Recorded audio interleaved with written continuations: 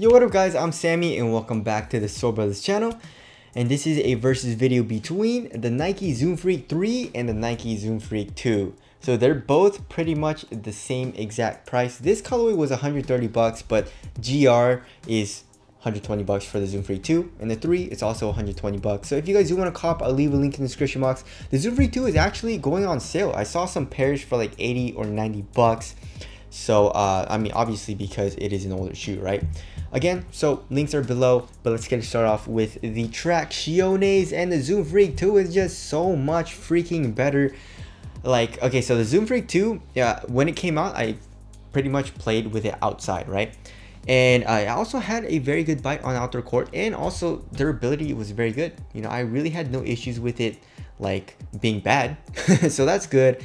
And then obviously I started playing in the Zoom Freak 3, and I wanted to see how the Zoom Freak 2 would be on an indoor court. And the Zoom Freak 2 has a freaking amazing bite, really hard stop, super nice squeak as well. And what do they do wrong here in the Zoom Freak 3, guys? I mean, it wasn't terrible or anything.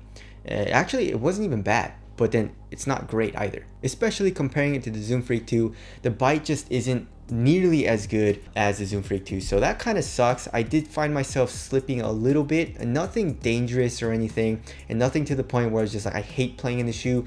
But then, like I said, it wasn't great. As far as the dust goes, the Zoom Freak 2 picks up a little bit of dust, so you do definitely have to wipe. And same thing for the Zoom Freak 3. I mean, like I said, the bite just wasn't really ever great. I don't really know if dust affected it that much. But I did find myself wiping a little bit, and I guess like when I did wipe, the bite seemed a little bit better. And as far as the durability goes, I mean, these grooves do not look durable at all. It's just like a super thin groove, and I think the grooves will like rip off if you're playing on the outdoor court. So Zoom Freak 2 pretty much beats the Zoom Freak 3 in every category for outsole performance. So there you go, the Zoom Freak 2 is better. All right, moving on to the heel to toe transition, super smooth in both of the shoes, right? So here in the heel, we got a nice curve shape. Here in the forefoot, we got a nice curve shape, and we have a lot of forefoot flex. So when you're running down the court in both of the shoes, I had no issues with it feeling clunky or anything like that. Moving on to the cushioning setup. So yeah, the Zoom Freak line has had terrible cushion, and that's pretty normal, I guess, especially for like earlier on in your signature shoes. Like Nike, for example, they want to keep their shoes earlier in the signature line a little bit cheaper, so obviously they use less tech, right? So yeah, we got full length Phylon in both of the shoes. Hell yeah, dude, that's so awesome. We love Phylon, guys, right? No, we don't. I guess there is a little bit more compression here in the Zoom Freak 3, but that's just more like on the edges. It's not super nice. And then of course, there are bigger zoom units and also thicker zoom units here in the Zoom Freak 3. So you'd be like, oh, that must be nicer, right? But no, it's caged, it's bottom loaded, and you can't really ever feel the zoom unit here in the Zoom Freak 3. So it's not super nice. It also doesn't feel springy or anything. So yeah, that's very disappointing here in the 3. The 2, we have pretty much like I'm not sure if it's top loaded or bottom loaded, but I could definitely feel the zoom unit in the forefoot a little bit more.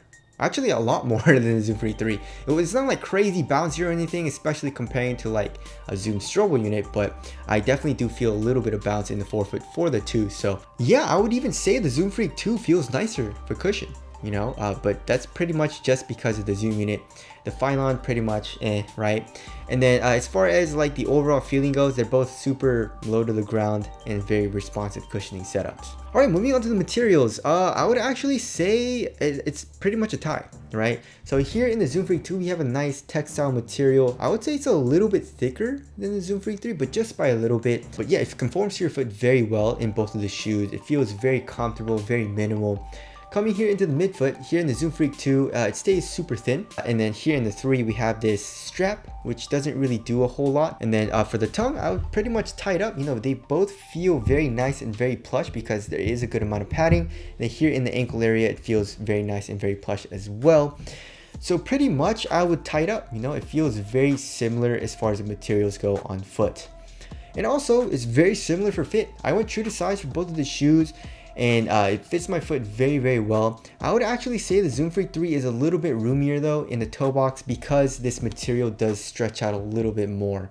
The Zoom Freak 2, I would say It doesn't stretch out as much, so just watch out for that. And also it is a little bit more snug here in the toe box.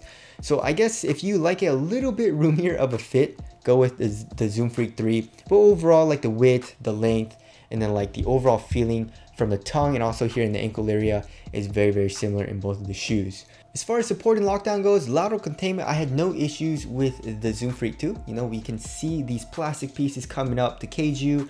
We have an internal TPU heel counter as well. And then here in the Zoom Freak 3, I had no issues with my foot coming out of the footbed.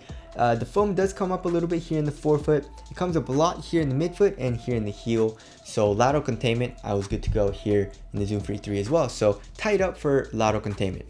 For lateral stability though, I wonder which shoe is wider. The Zoom Freak 2 actually has... Okay, so the Zoom Freak 3 is actually a good amount wider, dude. That's like 5 millimeters, I would say, right? So yeah, I mean, I had no issues with lateral instability in the Zoom Freak 2, but for the Zoom Freak 3, I would say is more laterally stable because it is wider, right? And as far as heel lockdown and all that, I had no issues with my heel coming out of the shoe or anything. So support and lockdown is super nice in both of these shoes. All right, moving on to the weight. The Zoom Freak 2, pretty light, I would say, right? 11.57 ounces. And then the Zoom Freak 3 is like 11.8 or something. Yeah, 11.78. So like a 0.2, 0.3 ounce difference.